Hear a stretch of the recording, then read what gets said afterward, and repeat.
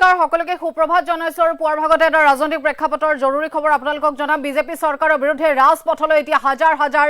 জনতা ওলাই আহিছে খিলঞ্জীয়াৰ প্ৰতিবাদত এইবাৰ কপিব দিছপুৰ জনজাতিকৰণৰ দাবীক লৈ পুনৰ সৰব হৈ পৰিছে এইবাৰ টাই আহোম ছাত্ৰ সন্থা আৰু 6 জনগোষ্ঠীৰ জনজাতিকৰণৰ দাবীৰে এইবাৰ ধাৰাবাহিক আন্দোলন গঢ়ি তোলাৰ তেওঁলোকৰ হুংকাৰ কিছু বিশদ তথ্য আছে আমাৰ হাতত সবিস্তাৰে আমি জনাম আমি ইতিমধ্যে জনাইছো বিজেপি চৰকাৰৰ বিৰুদ্ধে ৰাজপথলৈ এবাৰ হাজাৰ হাজাৰ জনতা ওলাই আহিছে ধাৰাবাহিক আন্দোলন তেওঁলোকে গঢ়ি তোলাৰ ইতিমধ্যে হুংকাৰ দিছে খিলঞ্জীয়াৰ প্ৰতিবাদত এইবাৰ দিছপুৰ কপি উঠিব জনজাতিকৰণৰ দাবীক লৈ পুনৰ সৰব টাই আহোম ছাত্ৰ সন্থা 6 জনগোষ্ঠীৰ জনজাতিকৰণৰ দাবীৰে হ'ব ধাৰাবাহিক আন্দোলন 15 অক্টোবৰৰ পৰা উজনি অসম কপাবলৈ সাজু হৈছে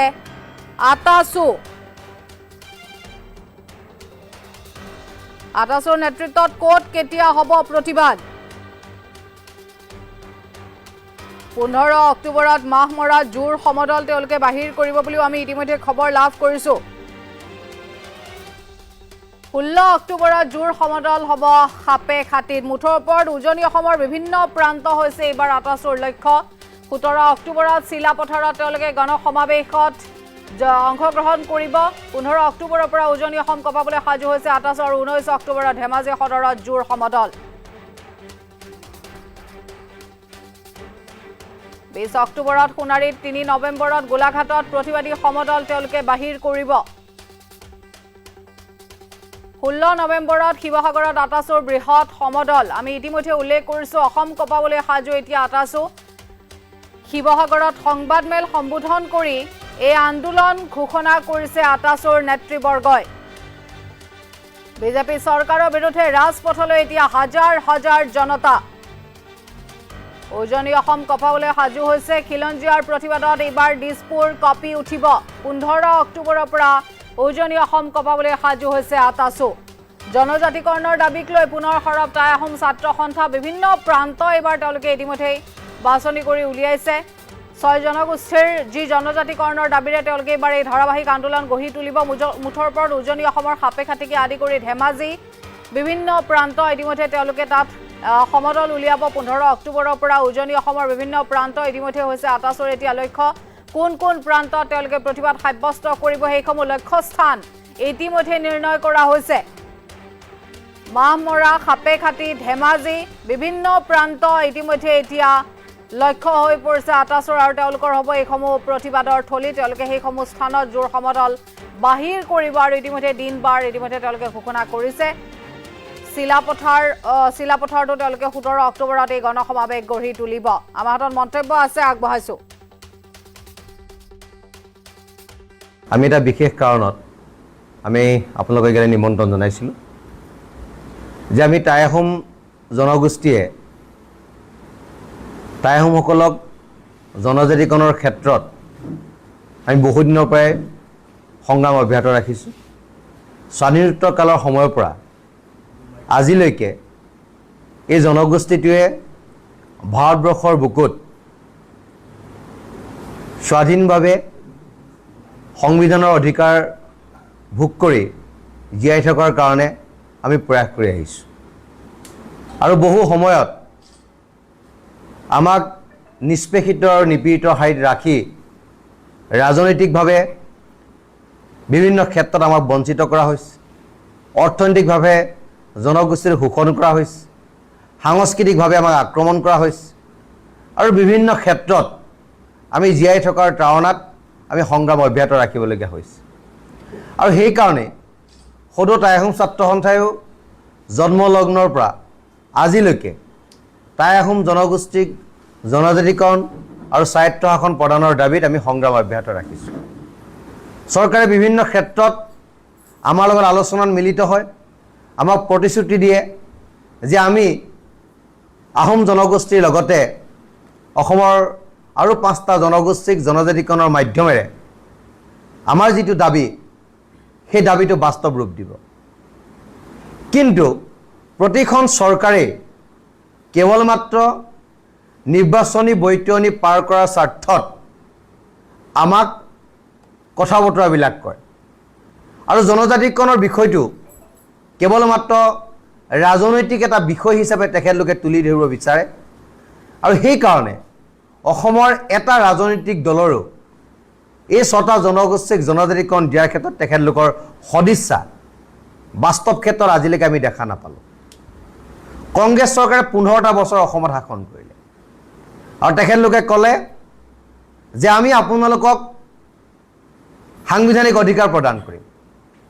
জনজাতিকৰণৰ মাধ্যমেৰে আমি আপোনালোকক ৰক্ষা কৰিম আৰু আপোনালোকে যাতে অসমত এটা বেলেগ এটা পৰ্যায়ত বাস কৰিবলগীয়া নহয়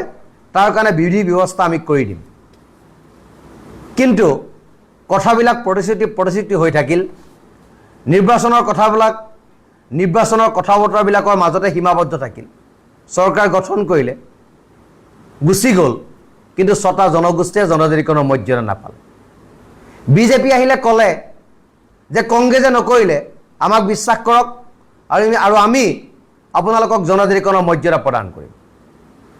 আমি বিশ্বাস কৰিলোঁ আমি আস্থাত ল'লোঁ আৰু তেখেতলোকে নিৰ্বাচনী ইস্তাহাৰত প্ৰকাশ কৰিলে যে আহোমকে ধৰি অসমৰ 6টা জনগোষ্ঠীক জনজাতিকৰণ দিয়াটো তেখেতলোকৰ নৈতিক দায়িত্ব আৰু কৰ্তব্য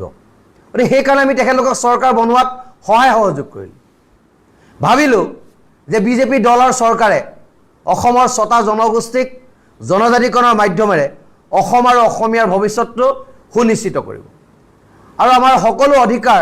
খিলঞ্জীয়া থলগিৰি ৰাইজৰ ওচৰত থকাৰ কাৰণে তেখেতলোকে সৰ্বতো প্ৰকাৰে প্ৰয়াস কৰিব কিন্তু এই চৰকাৰো একেই বান্দৰ নাচ নাছিলে আৰু একেই চতুৱালীৰ মাজত আমাক ৰখাব বিচাৰিলে কিন্তু সেই চতুৱালী বহুত হৈ গ'ল আমাৰ 2019 চনত আমাৰ বিলখন ৰাজ্যসভাত উঠিল পাছ নহ'ল কিয় নহ'ল চৰকাৰে আমাক নজনায় আৰু তেখেতলোকে ক'ব বিচাৰে যে অসমৰ 6টা জনগোষ্ঠীক জনজাতিকৰণ কৰিলে এক্সিষ্টিং যিবিলাক ট্ৰাইবেল আছে তেখেতলোকে আমাক বাধা আৰোপ কৰিব তেনেকুৱা পৰিৱেশ অসমত হোৱা নাই নহয় অসমৰ যিবিলাক মানুহ আছে যিবিলাক থলগিৰি খিলঞ্জীয়া ৰাইজ আছে সকলোৱে অসমখন সুৰক্ষিত হোৱাটো বিচাৰে অসমৰ উঠি অহা নৱপ্ৰজন্মৰ ভৱিষ্যত সুৰক্ষিত হোৱাটো বিচাৰে আৰু অসমৰ প্ৰতিটো সম্পদ প্ৰতিটো বায়'ডাইভাৰ্চিটিৰ ওপৰত থলগিৰি খিলঞ্জীয়া ৰাইজৰ অধিকাৰ থকাটো বিচাৰে সেইকাৰণে কোনোৱেও অসমৰ 6টা জনগোষ্ঠীক জনজাতিকৰণ কৰাৰ ক্ষেত্ৰত বাধা আৰোপ নকৰে কিন্তু কেইজনমান ব্যক্তিয়ে কেৱল মাত্ৰ ৰাজনৈতিক চতুৱালীৰ মাজত বন্দী হৈ চৰকাৰৰ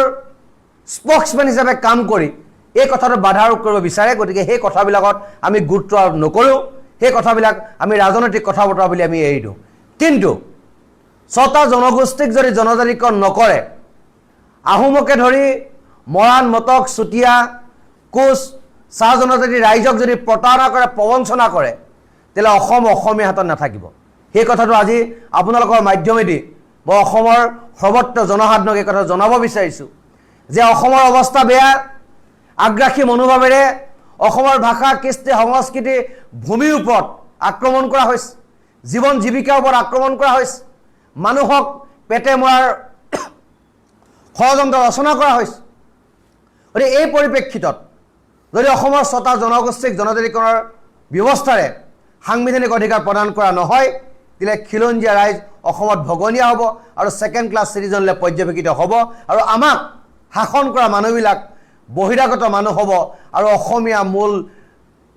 জনগোষ্ঠীৰ মানুহ নহ'ব গতিকে এই কথাটো অসমৰ ৰাইজে বুজিবতো ভাল আৰু সেইকাৰণে আমি অসমৰ 6টা জনগোষ্ঠীক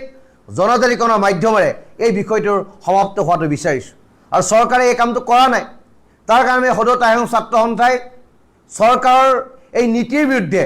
আমি এক প্ৰতিবাদী কাৰ্যসূচী হাতত ল'ব বিচাৰিছোঁ আৰু এই প্ৰতিবাদী কাৰ্যসূচীকেইটা মই আপোনালোকক জনাব বিচাৰিছোঁ যে অহা অক্টোবৰ মাহত চৰাইদেউ জিলাত আমাৰ জোৰ সমদলৰ কাৰ্যসূচী হ'ব 15 অক্টোবৰত মাহমৰাত 16 অক্টোবৰত সাপেখাতি আৰু 20 অক্টোবৰত সোণাৰী সদৰত আমাৰ জোৰ সমদল কাৰ্যসূচী হ'ব আৰু 17 অক্টোবৰত চিলাপথাৰত গণসমাৱেশ হ'ব আৰু 19 অক্টোবৰত ধেমাজিৰ সদৰত জোৰ সমদলৰ কাৰ্যসূচী আমি ৰৈছোঁ গোলাঘাটত 3 নৱেম্বৰ দিনা আমি প্ৰতিবাদী কাৰ্যসূচী লৈছোঁ আৰু শিৱসাগৰত 16 নৱেম্বৰ দিনা ঐতিহাসিক তলাতল ঘৰৰ পৰা শিৱসাগৰ নগৰলৈ এটা বৃহৎ জু সমদলৰ কাৰ্যসূচী আমি লৈছোঁ আৰু ক্ৰমান্বয়ে ডিব্ৰুগড় তিনিচুকীয়া যোৰহাটতো ইয়াৰ পিছত কাৰ্যসূচী লোৱা হ'ব আৰু এইটো চৰকাৰক এটা সকিয়নি